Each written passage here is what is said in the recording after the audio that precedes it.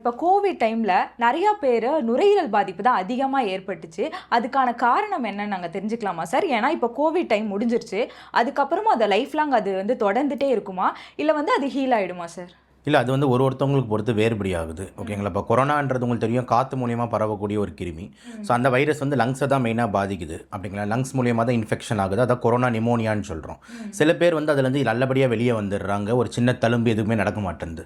ஆனால் சில பேர் பார்த்தீங்கன்னா ட்ராப் ஆகிடுறாங்க. அந்த சிண்ட்ரோம் பேர் தான் லாங் கோவிட் சிண்ட்ரோம்னு சொல்கிறோம்.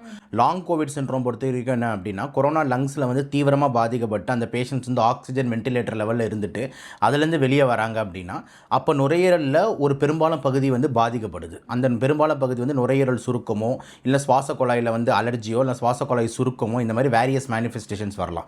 சில பேர் லங்ஸ் மட்டும் இல்லாமல் லங்ஸை தாண்டி பார்த்திங்கன்னா ரத்த குழாயில் அடைப்பு, இல்லை நரம்பு மண்டலம் பாதிக்கிறதுனால கை கால் இழுக்கிறது, கை கால் சரியாக வரல, டேஸ்ட் இல்லை, ஸ்மெல் இல்லை, இது எல்லாமே பார்த்திங்கன்னா நட்ஷெல் அம்பரால லாங் கோவிட் சிண்ட்ரோம்னுக்குள்ளே வராங்க.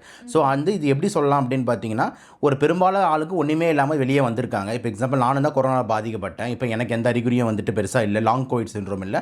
ஆனால் சில பேர் யார் கொஞ்சம் தீவிர கொரோனாவுக்கு போனாங்களோ ஒன்று, ரெண்டாவது பார்த்திங்கன்னா ரொம்ப வயதானவர்களுக்கு தீவிர கொரோனா வெளியே வந்தவங்க 2, மூணாவது இந்த ஆக்சிஜன் வென்டிலேட்டர் லெவலுக்கு போய் வெளியே வந்தவங்க 3, இல்லைனா ரொம்ப ஹை ஒபிசிட்டி இல்லைனா ஹை ஸ்மோக்கிங் இண்டெக்ஸ் இருக்கிறவங்க வெளியே வரவங்க, இவங்க மாதிரி ஆளுங்களுக்கு பார்த்திங்கன்னா இந்த லாங் கோவிட் சிண்ட்ரோமோட இன்னும் லைஃப்பை பயணிச்சுக்கிட்டு இருக்காங்க அப்படின்றது தான் நம்ம பார்வையாக இருக்குது.